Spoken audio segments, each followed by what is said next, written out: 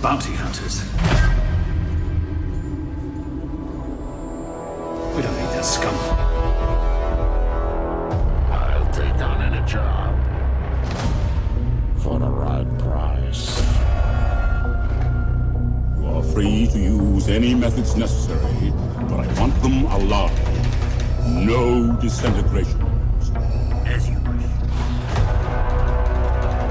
Captain Catherine.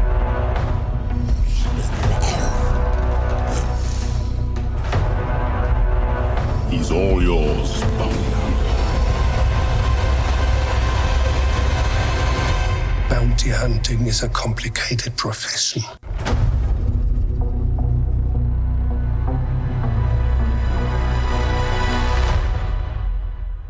Welcome in to the Carbonite Chronicles, presented by the Hyperspace, podcasting in the 25th century. This podcast is dedicated to the Disney Plus mega release, The Mandalorian. And I'm Matt. I'm Jared. Why am I always saying my name last? Okay. I'm Mike. Last Mike. But first in our hearts, but not really.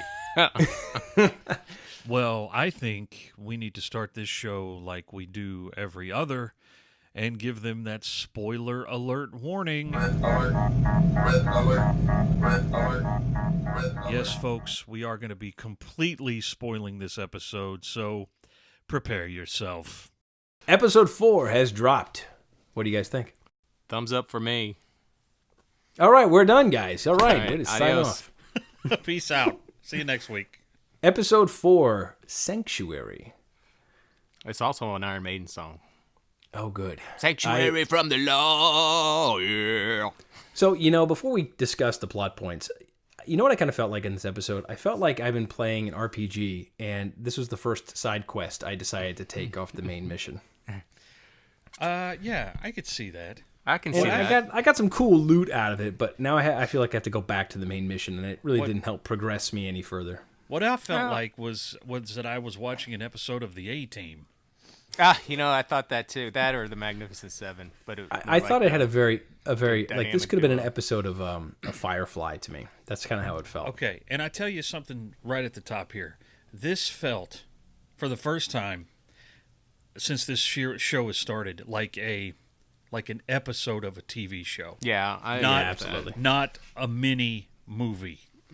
Well, to be fair, when you look at the overall season budget, some episodes have to be a little thinner than others. I'm not saying there weren't cinematic parts, because there certainly were, and we'll talk about them. Yeah. But this episode felt very earthbound to me. Yeah, I agree. And look, like I said, you have to save money somewhere in the season. And I thought it was still a quality episode. I did too. I liked it. I enjoyed it a lot. Bryce Dallas Howard directing this one. Getting her directing chops in on a Star Wars episode. Thought she did a pretty good job. I did. I think, I don't know if we want to go through the very opening let's tell them scene. about the, let's just go through the show like we always do and talk about hurry it up. as we go. Well, this episode of Boba and the Mogwai, we see... It begins with an attack on a village. At the opening, I'm like, is this a flashback? very a la Ewok Marauders. I wrote that down. Marauders. Yeah, However, that's what they remind me of too. But aren't they like the Baratas or whatever they are? Yeah, the they are bulldog aliens. They are Klaatuinians, which are Barada from Jabba's gang. Right. So we have seen that species before, but they were very Marada-ish, I think, in the way they were dressed and acting, running around with sticks and going. Rah, rah, blah, blah, blah, blah, blah, blah. And for those who don't know what we're talking about the Ewok movies that were on television 30 years ago. Yes, the original live-action Star Wars television. Another throwback from that. We had the what were the aliens called? The little Which the 2-foot things. Blurgs.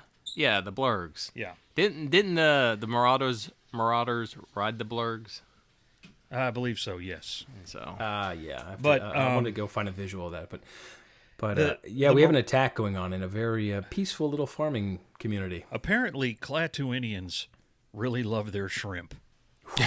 because that's what they're there for. Can't get enough.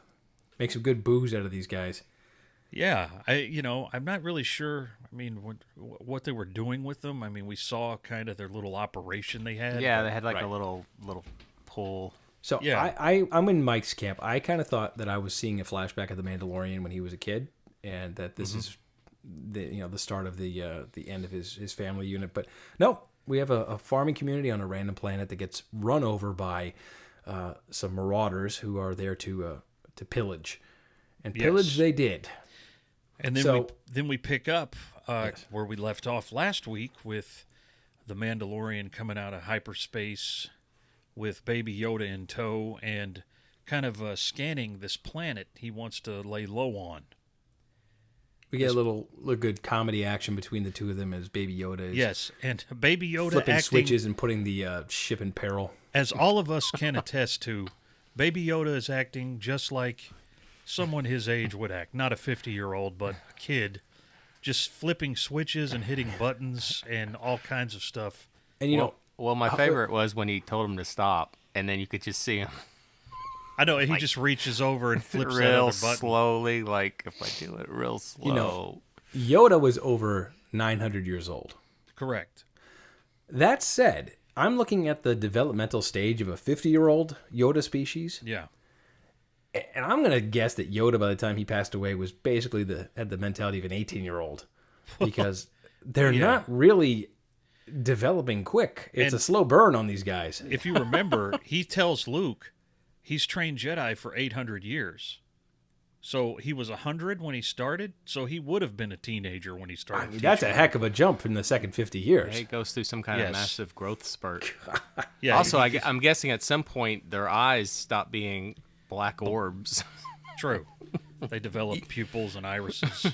Well, what's funny, because I still don't know if it's a puppet with CGI on it or if it's all CGI. I'm going for a puppet. At the end of the episode, when there was some sunlight hitting the Baby Yoda's eyes, with the pink in the ears. Well, that was the pink in the ears, but the eyes were had the light going through them, and I'm just like, man, I can't tell if it's a real puppet or CGI. It's really good, whatever it is. It is a puppet with CGI enhancement. It's so good. And although occasionally fully CGI, like when he's up walking around and stuff. Yeah, looks great though. Looks great. Yeah. Well, I'm still in Camp Baby Yoda. I like Baby Yoda. Yeah. Well, I love too, like when he's like telling Baby Yoda, he's like, stay there, stay there, and that led to a great gag where the door starts opening, and he's standing there next. and he's to just him. standing next to him. So they find a planet that's pretty sparsely populated. Called it doesn't have a spaceport. Sorgan. Yes. So the Mandalorian wants to land the ship and find some lodging where they can lay low for a little while and let the heat kind of settle down on them. So they find this planet and they land, and the Mandalorian asks Baby Yoda to stay in the ship, as Mike said, but then the gag is, of course, Baby Yoda comes with him. And the Mandalorian seeks out a pub kind of thing, a cantina. Like a watering hole. Yeah, like every good old Star Wars planet has, where he has a very TV-esque conversation with the waitress or the owner.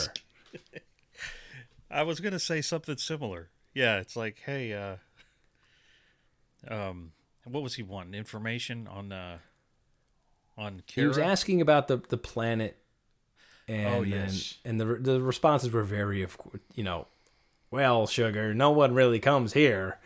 And then he asks about the mysterious woman who's sitting in the corner observing them. Yes. Well, he is at the Mel's Diner of the Star Wars universe. It really is. So yeah, he's like, get back here, Dingy, and cook some more. So the Mandalorian gets some bone broth for Baby Yoda, and he goes to investigate who this woman was who suddenly disappears. And Cara Dune makes her character appearance for the first time. Gina Carano, she's doing okay.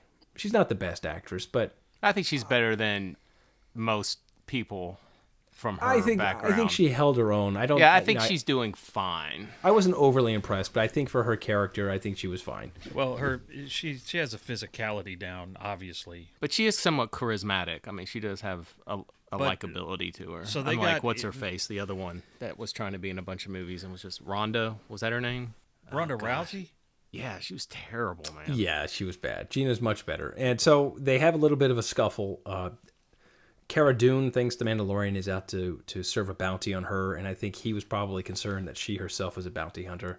So they kind of put each other to the test, and in the end, they shared a drink and a story. And we find out that Cara Dune is a former rebel shock trooper. Yeah, that was pretty cool. Who is a little disgruntled with the result of the revolution. Yeah, and she kind of ducked out of her duties as a rebel. Yeah, once the new republic. State. Yeah, once the new republic was established, she felt like she didn't really belong there anymore. We don't know if she kind of went AWOL or if she just kind of disappeared and that was She was okay. worried about bounty hunters. Yeah. So, Yes. but she's a tough one, and she's definitely an asset to the Mandalorian in this episode. And that led to another great gag where you hear the... And he's sitting there Turn slurping around. his soup. Now, something I wanted to comment on these, because, I mean, they're full on Baby Yoda. I mean, they're just full on, like, they're not holding back. And I think it works really well being the 4th episode. I think if they tried these type of gags, like the 2nd or 3rd episode in, I don't know if they would be as welcome, but I feel like at this point they've earned it. Yeah, they've given you time to, get to know them a little bit. So Yeah. it keeps it from being annoying. It's actually genuinely funny. Sure. Yeah, they've dipped their toe in a bit. Now they're kind of like wading in. So I think that's they've cool. kind of jumped in. I think they've done a cannonball. So Well, that's fine. It's done with taste, like we said that Uncle. No, George, I love it. I think Uncle it's- I George thought- lacks. Yeah. He would have had this kid, eating crap off the floor and farting. Yes. You know what I thought was cool in the cantina is we saw a Loth cat, Oh yeah, Yes. yeah, that was awesome. and I thought it looked great. I thought it was pretty cool. It looked just like a loft cat. Yeah, I thought it was pretty cool. It was one of those in live action is a little freakish looking. Yeah, but Like I but wouldn't want it around. I thought in Rebels it looked like a very much like a cartoon creation. Yes. And it didn't look like a real kind of thing. But seeing it now in CGI, I'm like, yeah, it looks pretty cool. Yeah, they did a good job. It works. Yeah, it works. But it was kind of cool to see it. Well, so the Mandalorian parts ways with Cara Dune for the time And he being. decides that they're going to leave because he's like, this planet's taken. Because Sure. she's like, nah, I'm here. And then you've got a great Three Amigos moment where the village that got attacked in the beginning That's right. pools all their money and sends out two villagers to find help. Oh yeah, at the Razor Crest, he's The loaded first up thing he with shit. says, it's not enough. He doesn't even know how much they have. So, but they do convince the Mandalorian to come and help because it is a remote farming village, which he thinks is perfect for him to hide out at. So he agrees to help and he enlists Cara Dune by taking the credits from the villagers and giving them to Cara to come along as a mercenary. Which I like the way she refers to it as lunch money. Yeah. Right. So they go to this little tiny watering hole village, and This is And the Magnificent Seven.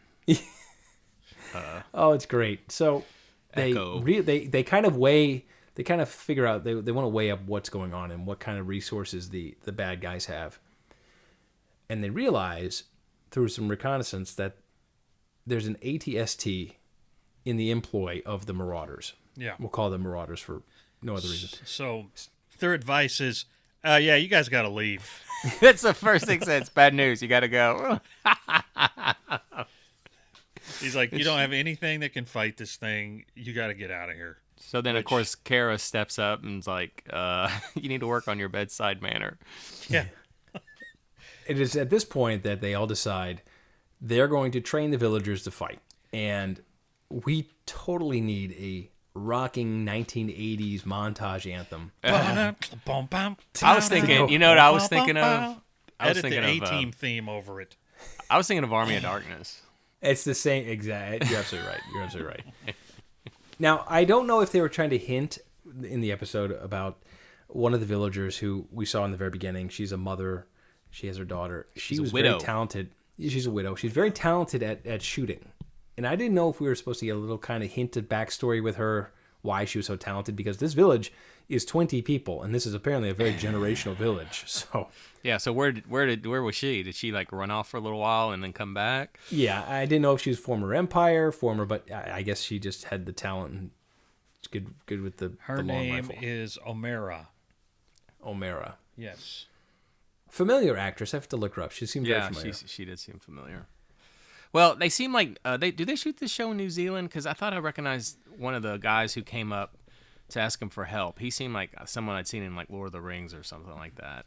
I'm not sure, but I'm not sure where they shot this. But it could have been. It could have been in Or Australia or something down under. But so they devise a trap. They tell the villagers they're going to dig a deep super hole, fill it with water, and hope that the ATST steps in it, because that's their only hope on disabling this machine. So Cara Dune and the Mandalorian set off to kind of instigate a little fight with the Marauders and draw them back to the village. So they want to And act as after- bait. I think the time is really compressed here too, because I get the feeling this is over several days. Although, possibly it has to be, because and I mean, as they're doing a lot of work. right. And as they're training, we're seeing the children in the village playing with Baby Yoda. Oh, they love Baby Yoda. Baby Yoda's having a great time, and the kids are having a great time with Baby Yoda. We learn more about the Mandalorian and the importance of his helmet. He does, in fact, take his helmet off, But you don't he see cannot. anything. He cannot do it in the presence of anyone else, and because If he of course does- he takes it off to eat, which. Because earlier in the season, we're like, what? Well, he doesn't ever take his helmet off? That's weird. How's he supposed to eat? Well, he even said, she's like, when's the last time you took it off? He's like, yesterday. Yeah. She said, when's the last time you took it off in front of someone else? And he's like, it's since he's a little older than those kids. Right. So, and I'm not sure if we're to infer that he was taken in by the Mandalorians. That's what I'm getting. Yeah, that like, he's not. He wasn't originally a yeah, Mandalorian. that's what I'm picking up. No, that's So- what I think that's pretty spelled out pretty explicitly in the show. Okay, so he's not a he wasn't born on Mandalore. Yeah, So it that's wasn't not a born yet. Mandalorian village we're seeing being attacked in the flashbacks. right. No. So, but the foundlings are a new Maybe they're the ones they generation found. of Yeah, they're making new Mandalorians. orphans. Yeah, that adopt the culture. But anyways, back to the amazing village. So Cara Dune and the Mandalorian go off and pick a fight, and they draw the Find the hot Marauders. tub of krill. The hot tub of krill. They're Yes. eating. Oh, that's right. They're all drinking the krill bioluminescent booze that they're making from the shrimp, and having a great time. So they blow that up. They blow up their moonshine still, and Couple And of then- them sitting around with jugs. and then get the attention of the people in the ATST and draw Now, that back. which- I want that to looked say, great. yes, the That is- ATST coming up with the red eyes. That was like terrifying a little. Yeah, that's like the scariest that thing's ever looked. I mean, listen, guys, if you haven't watched The Mandalorian, you can be sure that ATST is the best ATST you've ever seen in any Star Wars to date. Yeah. It is unbelievable. And I think at night, like Mike said, with the red windows, Yeah. it was just very menacing. yeah. And the way the trees were parting, you kind of got a little of a Jurassic Park vibe, I think, especially with when it was approaching the village. I kind of got, believe it or not, a little Lost vibe with the with Smokey with Smoke going Monster, yeah. on. Yeah. Because I mean, and you know, it makes these sounds, and the footfalls are really heavy, Right. and you see the trees shaking, and Seeing that thing at night, it looked pretty awesome, actually. yeah, And It's you kind of almost got like- a real. Yeah. Go on. Well, I was just gonna say, it was like scarier because you couldn't see everything on it. Yeah. And you got a real kind of capability of the ATST, like much more so than you could in the movie with stop motion. I mean, you saw it maneuvering through the trees and then kind But, of you know, bashing through trees, and it was just, they still was kept great. the look. I mean, it still looks like it looks it exactly looks like them. like the one from Jedi. It kind of moves like it, a little smoother, but still, I mean, it's the Marauders gave it their own little paint job, but yes. But that was in an episode that wasn't necessarily cinematic. That sequence was really great. yeah, absolutely. But they draw it back to the village, and the village is starting to get a little rocked by the ATST because. Well, I will smartly say, so- like, the build before, like, when the ATST arrived, and it was about to step into the trap and it didn't, and there's like that standoff. There's a great shot. It's like a profile of the ATST, the side of it, staring down the village, and it's I thought it would be a great like screensaver, like a screenshot. That was just an amazing, and it was like still nothing was moving, and it was just like a great like quiet before the storm, and just this menacing thing standing before these farmers. So I'm gonna chalk up the lack of efficiency of the ATST to the Marauder drivers, because that thing should have laid waste to the entire village in about 2 seconds. Well, yeah, because it stood there for a while, just sort of like looking at them, and then then it opened fire. But you think if they were smart enough not to really take the bait, then they could have just blown up the whole place from where they were. Right. So the Marauders charge in from underneath the ATST, and we have a hand-to-hand struggle going on. And finally, Cara Dune opts to kind of try and lure the ATST into the water pit and have it fall, which she does successfully eventually get it to take a step, which I'm not quite sure why. It had a great vantage from where it was. It didn't need to come in and stomp anything. But well, I think she was like, I don't know. Well, yeah, it turned on its light and looked down and saw her, and I think it meant to just step on her. I think that's what... I guess. But, it was cool because once it did fall, there is still firing its one single cannon into the village, even though the one cannon out of the water, so they were still trying to fight with it. And the Mandalorian jumps up and throws a detonator charge in there inside of it and just finishes it off. Well, she doesn't. We find out his rifle is called a pulse rifle. Yes. In this episode, and Cara takes the rifle from him. I think she kills one of the drivers because she shoots the window. I don't know if that kills him, but it seems to do some sort of damage to it. Yes. Yeah, or maybe I'll have to watch it off. again. I didn't see anyone get hit by it, and I didn't hear a sound of it, but maybe something happened. I saw the window shut. That armored plate window came down. Something else, just a detail that I noticed. Omera is using a Relby rifle, which is what Bosk uses. Oh, cool. Yeah, and that's fun. I know that because I play Battlefront all the time, and that's what Bosk's rifle, and that's what she's using. That's cool. So they win the day. The Marauders retreat. They've been so the Moonshine camp is destroyed. Did they retreat? I don't remember. I thought were they all massacred or something? Well, a bunch of them got killed by the villagers. Yeah, and I thought they showed the rest of them running away. They may have. I don't remember. But so they're done. We're going to assume that the village is now safe and that they're going to move on to other places to maraud. And we do a big jump here. What we do. Yes, so they make a big time jump. Yeah, several weeks have passed now, and we find Cara and the Mandalorian on Omera's porch, just kind of watching the kids play with Baby Yoda, who releases the frog from his mouth this time. Yeah, he starts to eat it, but then he lets it go. The kids are getting grossed out. Yeah, they're like, oh, yeah. And the Mandalorian makes the decision to leave the child with the villagers. And he's having a nice, tender chat with Omera, who is offering him to stay and yes. He seems that he is wanting of a life like this. They obviously are attracted to each other. And she's never seen his face. Funny he just she, likes his big steel up the helmet. He's like, I know. His face is horribly Yeah, I know. bald. She's like, never mind, you can go. Yeah, like if he looked like me or something, she'd be like, oh, okay, well, I'll watch the kid, but you can go. You know what? Maybe you should go. I don't think you would fit in here. But she makes a move. She tries to take it off, and he grabs her hands and is like, nah. It's like, no. And then yes, we see for the third time, I think, in the entire Star Wars history, what kind of alien? Kubaz. With the long snoot is he's got the baby in his sights.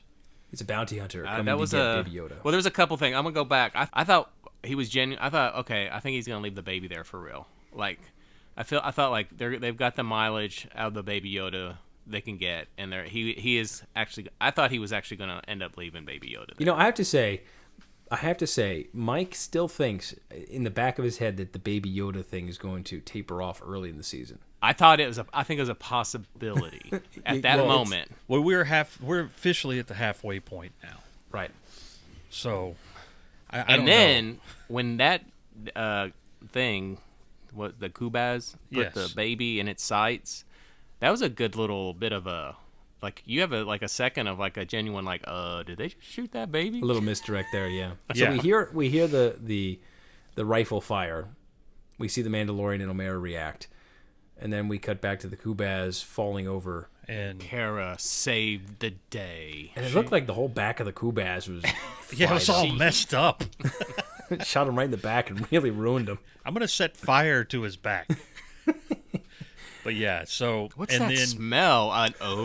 There's been some gruesome deaths so far And- in these 4 episodes. I think to no one's surprise, they find a fob on him, and they come to the realization that people are still after the asset, and they're not safe.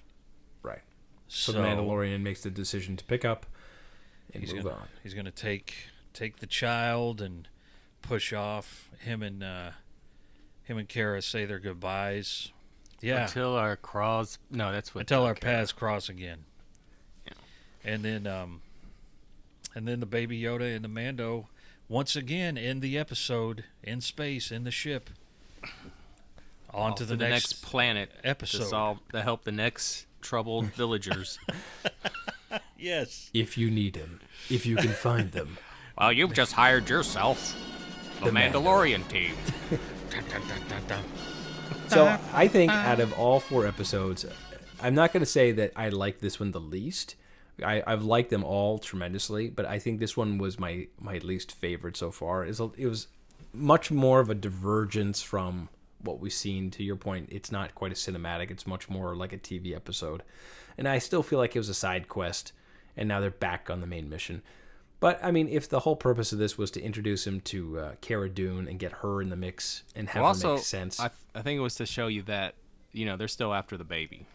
And then I guess he can fall in love with any old villager that he comes upon.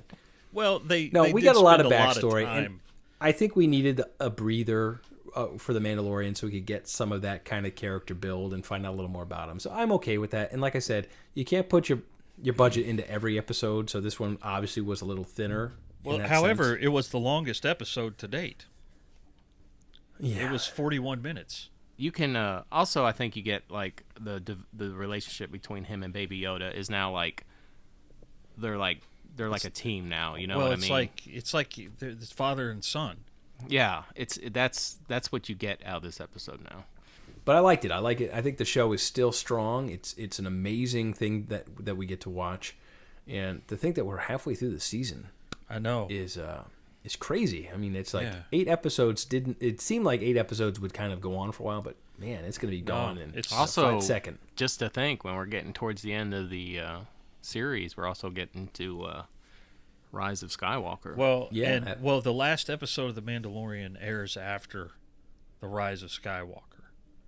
So, like just a few days after, the 27th, a week after. So, by the way, I like how they're not giving previews to the next episode. Oh, I do too. I'm glad they don't. I was kind of like, oh, they're not going to give me a little teaser? But I'm skip really the glad that they're not doing that because I'm going into these very clean. And yeah, you have no idea what's going to happen. Yeah, I think it's a great series. It's fantastic that we get to watch this, guys. So yeah, so yeah. The schedule, I guess there's going to be the next episode. I think for the next 2 weeks they're going to be on Friday, and then they're going to a Wednesday drop. That's the week Rise of Skywalker comes out. Yes, I think they're doing it they're not dropping it on the day that Rise of Skywalker is released. That's why they changed it to Wednesday. Mm-hmm. And then are they afraid people are going to stay home from Rise of Skywalker to watch The Mandalorian? Well, I could see the new Star Wars movie, but the new episode of the show is on. Baby Yoda, what's going to happen to him? Wouldn't it be kind of awesome, though, if they tied in that episode 7 into Rise of Skywalker somehow? Like Baby Yoda's behind this whole thing? Or just some kind of little, like he finds something, and then some they find tie-in. Yeah, that would be kind of interesting. I wouldn't be surprised. Looks like they're tying everything up very neatly. At least they're trying to. But anyways, thanks for listening, everybody. Episode 4. Hey, I just want to make a quick note. If you heard, I'm in a different place than I normally record, so you may have heard a lot of noise in the background. So I'm sorry if that was distracting. It's actually the quietest you've been. This is this is your cleanest audio ever. Really? Because I can hear my wife in the hallway. I can't hear next a sound. door. I don't hear a sound. No, yelling at my sons because it's bath time. This is like pristine. I think you need to record. You need to record every episode in Pennsylvania. But again, thanks for listening, everybody. All right. Episode 4, Sanctuary. Get out there and see it. Enjoy this show while we have it. See you next week. See you next week, guys. We have spoken. I have spoken. You know you can't live without this content, so subscribe to the Hyperspace Podcasting in the 25th Century. Follow us on social media, leave us a review, and join us next time as we take you into the 25th century.